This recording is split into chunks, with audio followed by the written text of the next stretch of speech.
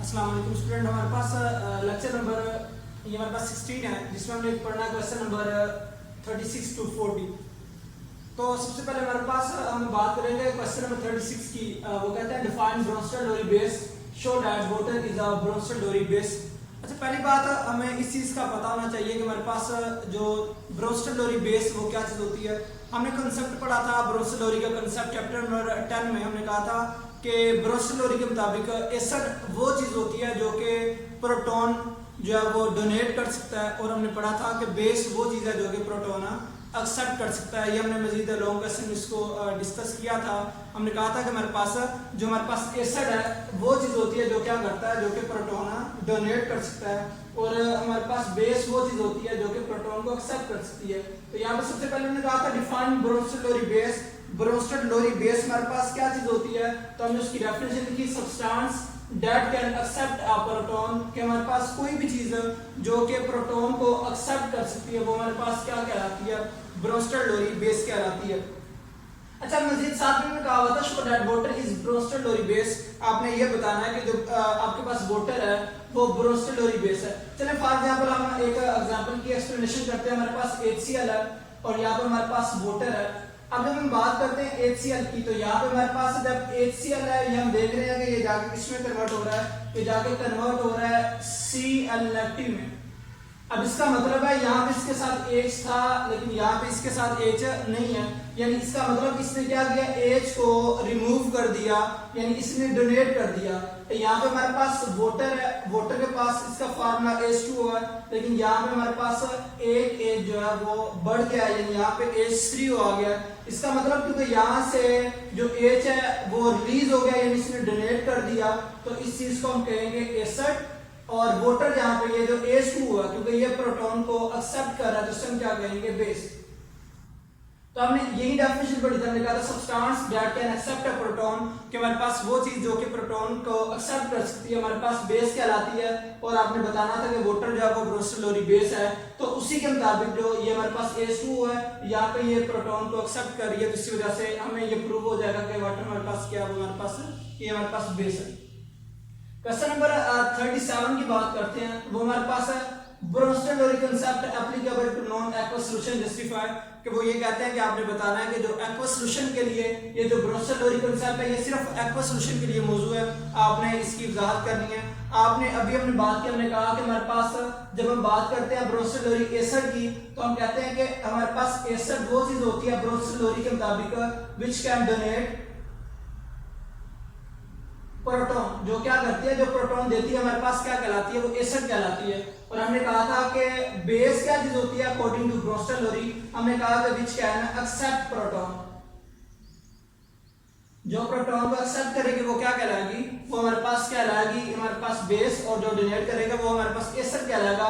जिस तरह हमने यहाँ पे रिएक्शन पढ़ा HCl वाटर साथ में। अब फॉर एग्जांपल मैं एक एग्जांपल लेता हूं HCl की और अमोनिया की ले लेते हैं NH3। अब जब ये रिएक्शन होता है तो ये रिएक्शन इस तरह होता है, ये जो HCl है ये प्रोटॉन देता है और जाके Cl नेगेटिव में कन्वर्ट हो जाता है, क्योंकि ये प्रोटॉन दे रहा है तो एसिड के तौर पे काम करेगा। और यहाँ पे NH3 है। अब NH3 क्या करती है, ये जो प्रोटॉन HCl जो दे रहा है वो क्या करती है, उसको एक्सेप्ट करती है, जाके कन्वर्ट हो जाती है NH4+ में। अब इसका मतलब है ये हमारे पास जो है ये प्रोटॉन एक्सेप्ट कर रही है और जाके अमोनियम आयन में कन्वर्ट हो रही है। इसका मतलब ये हमारे पास बेस कहलाएगी, क्योंकि ये प्रोटॉन को एक्सेप्ट कर रही है।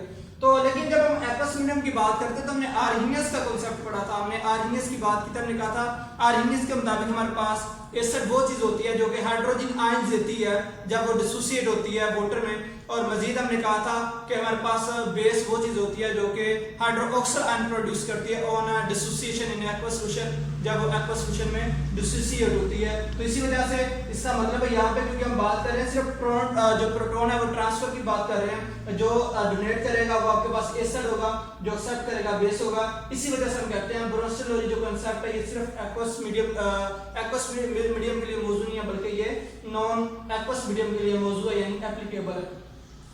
हमारे पास क्वेश्चन नंबर इसी तरह हमारे पास आ जाएगा 38। ये बिल्कुल छोटा सा क्वेश्चन है, वैसे बोर्ड में आया हुआ है।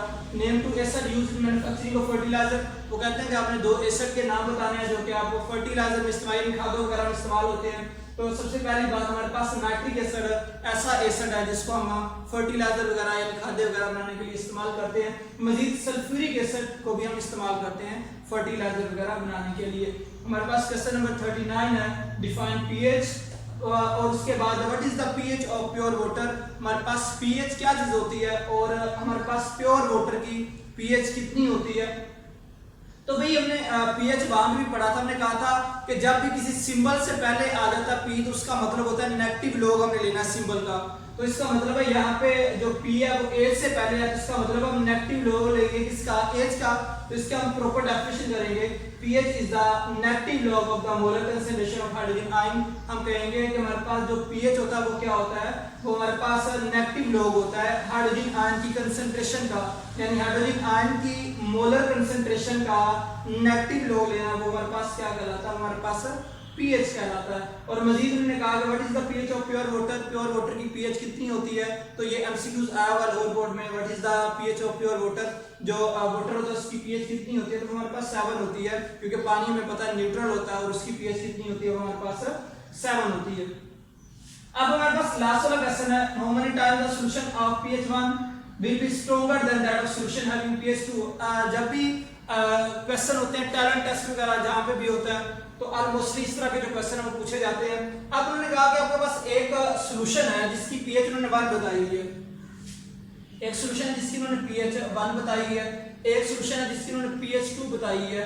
उन्होंने कहा कि आपने बताना है कि जो हमारे पास ये सॉल्यूशन पीएच 1 वाला ये कितना कंसंट्रेटेड है, यानी इसमें हाइड्रोजन आयन की तादाद कितनी ज्यादा है या कितना ताकतवर है इस सॉल्यूशन की निस्बत। हमने एक टेबल वो पढ़ा हुआ कि हमारे पास एक टेबल है चैप्टर नंबर 10 में कि जिसकी पीएच 1 होती है सॉल्यूशन की, वहां पे हाइड्रोजन आयन की जो कंसंट्रेशन हमारे पास होती है वो होती है 10 पावर 1 मल्टीप्लाई 10 पावर माइनस 1, और जिसकी पीएच 2 होती है 1 मल्टीप्लाई 10 पावर माइनस 2। अब ऐसा सॉल्यूशन जिसकी पीएच 1 है उसकी हम हाइड्रोजन आयन की कंसंट्रेशन लिखेंगे 10 पावर माइनस 1, और जिसकी हमारे पास पीएच 2 है वहां पे हम लिखेंगे 10 पावर माइनस 2। अब इन दोनों में किस चीज का फर्क है, अब ये हमारे पास 10 पावर माइनस 2 है, ये हमारे पास 10 पावर माइनस 1 है।